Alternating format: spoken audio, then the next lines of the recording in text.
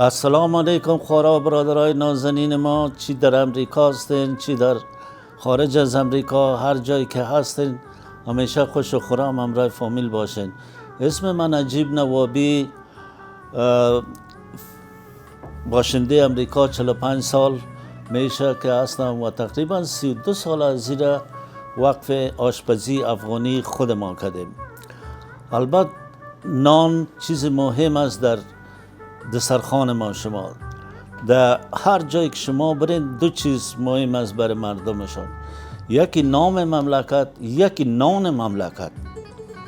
نان اگر شما نان خوبه برای مردم، چی افغانتان باشه چی غیر افغانتان بتین، همیشه هم شور که اونا برای شما رسپکت خاص می داشته باشه، میایم خیر باشه.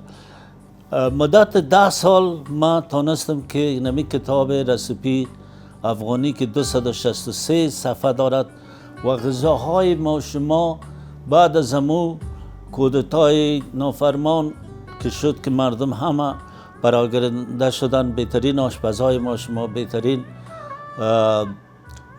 کسایی که کیترینگ میکردن همه پراگنده شدن. نان افغانی تقریبا برداشته شد. در یکی از مجله ها به نام نیوزویک ما در جکسون ویل فلوریدا خواندم که در اون نوشته است وی افسوس میکنیم که نانای افغانی از بین خواهد رفت. اما شکر که نرفت. ما تانستم یا برادرای دیگه ما تانستن که امی نان فوق‌العاده ما شما را همیشه پابرجا داشته باشند.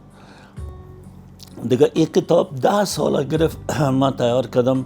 البته غذاهایی که شما در این میبینین باز غذاها قطعا در یوتیوب، فیسبوک یا گوگل نیست. مای فامیلی رسیپی، همه چیز از طرف فامیل ما برام آمده و ما از کسی هیچ اصلا دوزی نکردیم و کاپی نکردیم. ما برای شما در امی کتاب یک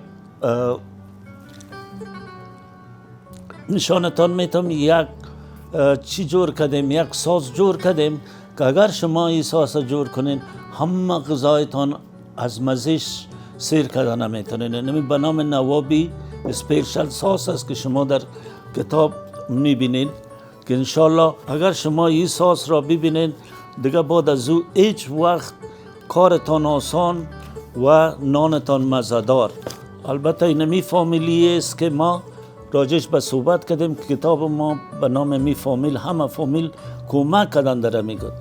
منتها با بسیار مشکلات زیاد اقتصادی و صحی ما نتونستم هرچی کتاب زودتر چی کنم.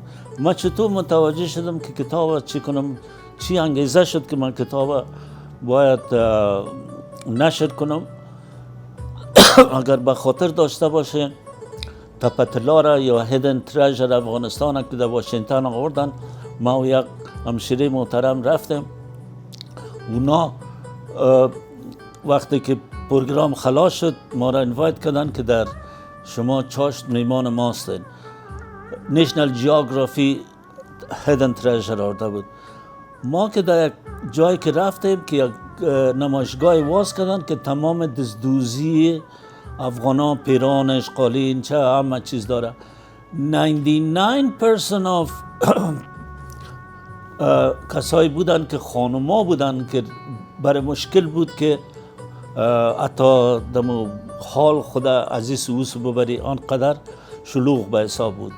باز همونجا هر کس می آمد پرسان میکرد که کتاب رسیپی افغانی دارین یا ندارین.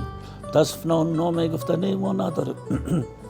دیگه این کتاب بسیار ساده و بسیط نوشته شده، بسیار آسان میتونین که البته عکسایی که گرفته شده 4 سال وقت ضایع شده سرش و شما من دوستای امریکایی در 20 سال و 30 سال دارین که میتونین بهترین تحفه برشان بتین و هیچ کتاب برای همه جوانایی که در اینجا وقت زیر نداشتن که از مادر چیزی یاد بگیرن.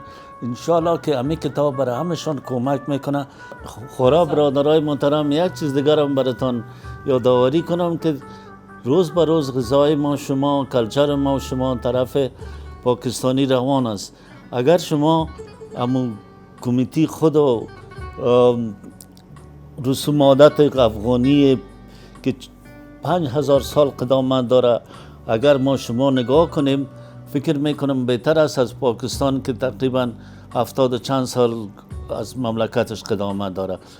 پلیز ازتان خواهش میکنم که افغانایتان سپورت کنین که کسی که برای کمیونیتی کمک میکنن شما این کار کنین. مفاز باورتان میه به خاطر پولی کار نکده بین، اگرچه خودم سر ویلچر هستم، کدام عاید بسیار فریمان ندارم، اما کوشش میکنم که یک چیزک را من کمک بر افغانای خود کرده باشم. و جوانای عزیز ازتان خواهش میکنم که کتاب بگیرین، بسیار چیز خوب است. یک دفعه چاپ شده، فکر نکنم بار دوم چاپ شده باشه. دیگه سبب وقت ضایع وقتتان نمیشن. خدا مددگار همه ما شما افغانا باشه. خداحافظ.